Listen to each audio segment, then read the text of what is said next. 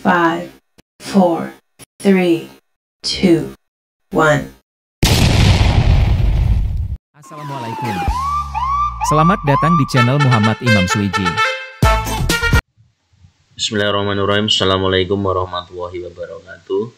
Salam sehat, salam sejahtera bagi kita semua. Bapak Ibu, pada kesempatan kali ini izinkan saya berbagi menampilkan jurnal pembelajaran sederhana yang telah saya buat. Jurnal pembelajaran yang telah saya buat tentunya merujuk pada ketentuan yang telah ditetapkan dalam pembuatan jurnal pembelajaran ini. Yang pertama yaitu kita harus menyertakan dokumen aksi nyata. Kemudian yang kedua menyertakan rancangan pembelajaran yang kita pilih. Bisa prinsip UBD, pembelajaran berdiferensiasi, TARL atau CRT. Kemudian di dalam dokumen yang akan kita unggah juga harus dilengkapi dengan refleksi serta umpan balik dari rekan sejawat. Semua dokumen tadi dijadikan satu atau digabung dalam satu file dengan format PDF dan maksimal 10 MB. Jadi nanti Bapak Ibu Guru kalau memang downloadannya itu lebih dari 10, nanti bisa dikompres sebelum diunggah. Kemudian perlu kita cermati dan pahami Bapak Ibu bahwa jurnal pembelajaran yang telah kita buat atau yang akan kita unggah nanti tidak ada benar atau salah. Selama itu aksi nyata terbaik versi Anda. Jadi saya hanya memberi contoh jurnal pembelajaran yang telah saya buat. Artinya ini bukan hal yang pakem. Saya sadar bahwa jurnal pembelajaran yang saya buat ini jauh dari kata sempurna, masih banyak sekali kekurangan di sana sini. Jadi nanti Bapak Ibu Guru bisa membuat jauh lebih baik dari apa yang telah saya buat. Namun Bapak Ibu Guru juga tidak perlu khawatir karena nanti di deskripsi seperti biasa saya akan sematkan untuk link Canva-nya sebagai referensi Bapak Ibu Guru dalam nanti merancang jurnal pembelajaran. Nah, kali ini jurnal pembelajaran yang saya rancang adalah yang saya pilih adalah pembelajaran berdiferensiasi. Fokusnya pada kelas 5 yaitu IPAS materi sistem pencernaan manusia. Kemudian Bapak Ibu perlu kita pahami juga bahwa di ketentuan ini harus menyatakan dokumen aksi nyata. Nah, dokumen aksi nyata ini ada di halaman 2 dan 3. Ada dua pertanyaan besar dalam dokumen aksi nyata ini. Yang pertama, ide apa yang Bapak Ibu Guru dapatkan setelah belajar topik ini. Kemudian yang kedua adalah menurut Bapak Ibu Guru, pembelajaran berdiferensiasi seperti apa yang relevan untuk dikembangkan di sekolah Bapak Ibu. Kembangkan rencana pembelajaran yang berorientasi pada pembelajaran berdiferensiasi. Nah, ini sudah saya jawab. Yang pertama yaitu memahami keberagaman peserta didik. Yang kedua pemetaan kebutuhan peserta didik. Yang ketiga penyusunan rencana pembelajaran fleksibel.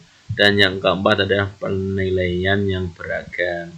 Kemudian untuk pertanyaan kedua, bahwa menurut saya pembelajaran berdiferensiasi dapat dikembangkan di sekolah dengan memahami keberagaman siswa, mulai dari gaya belajar, minat, hingga kemampuan akademik.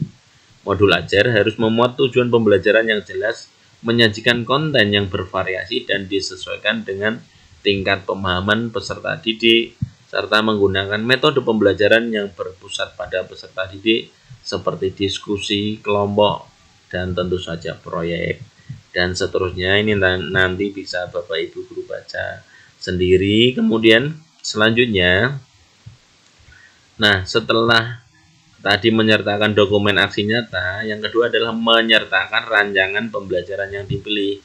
Ini adalah rancangan pembelajaran yang saya pilih, yaitu rancangan pembelajaran berdiferensiasi. Yang pertama, tentunya saya harus menentukan tujuan pembelajaran pada mata pelajaran IPAS kelas 5 yang saya pilih tadi.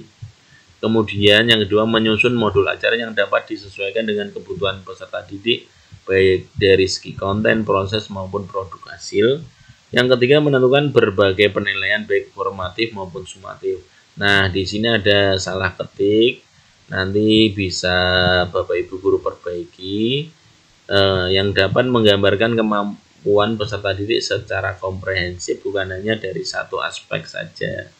Selanjutnya Bapak Ibu merancang pembelajaran, yaitu nanti kita menentukan CP dan TP. Ini juga disesuaikan dengan mata pelajaran atau kelas yang Bapak Ibu guru pilih. Kalau memang Bapak Ibu guru mengajar di kelas 2, tentunya CP maupun TP-nya berbeda dengan milik saya. Jadi nanti disesuaikan saja ya Bapak Ibu. Selanjutnya, nah ini ada merancang asesmen awal. Ada 5 poin penting ini. Asesmen menggunakan formatif jawaban singkat.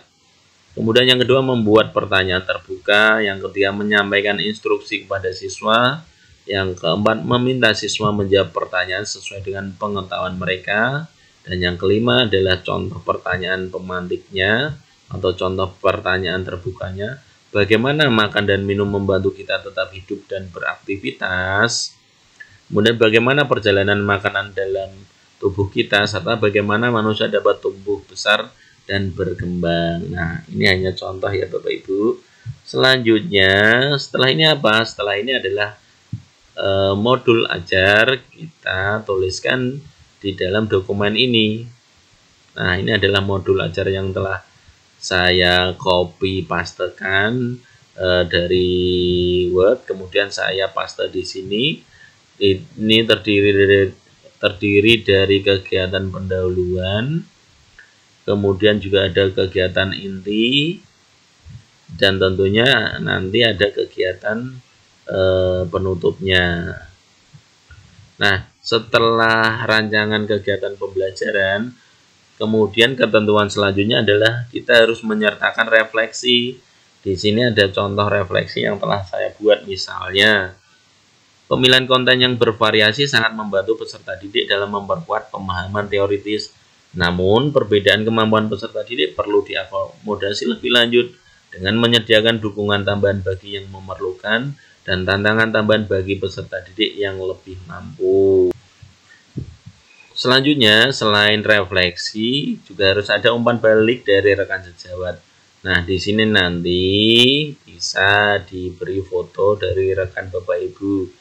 Misalnya di sini adalah kepala sekolah, nanti diberi namanya siapa, kemudian fotonya, minta izin untuk disertakan di sini. Kalaupun rekan sejawat atau kepala sekolah tidak berkenan, ya cukup nanti namanya saja. Kemudian umpan baliknya seperti apa? Nanti ditulis di sini, misalnya ini penggunaan berbagai jenis konten, video, rekaman, suara, puzzle sangat bermanfaat dalam mengakomodasi berbagai gaya belajar peserta didik. Hal ini memungkinkan peserta didik untuk memilih bahan yang sesuai dengan minat dan kemampuan mereka. Ini satu umpan balik. Kemudian saya ini membuat 2 umpan balik. Ya, ini yang selanjutnya adalah rekan guru. Nanti bisa dituliskan namanya, kemudian foto orangnya. Redaksinya seperti apa? Ini hanya contoh ya. Kegiatan membuat infografis, rekaman suara, dan karya dari plastisin tentang sistem pencernaan memberi pengalaman langsung kepada peserta didik yang membantu dalam memahami materi tentang sistem pencernaan manusia. Ini juga ejaannya kurang tepat, nanti bisa disesuaikan. Nah, setelah itu tentu saja adalah ucapan terima kasih. Dan karena ini adalah slide terakhir, tentunya sudah selesai. Seperti itu Bapak Ibu. Jadi tidak perlu ragu dalam membuat jurnal pembelajaran. Tidak ada yang salah dan tidak ada yang benar. Yang penting kita yakin dengan apa yang kita buat apa yang telah kita pahami, dan insya Allah nanti bisa diterima. Demikian Bapak Ibu, kurang lebihnya saya mohon maaf. Sekali lagi ini hanya contoh. Nanti Bapak Ibu guru saya yakin bisa membuat jauh lebih baik dari apa yang telah saya buat. Semoga bermanfaat, tetap sehat, tetap bahagia. Akhirul kalam, assalamualaikum warahmatullahi wabarakatuh.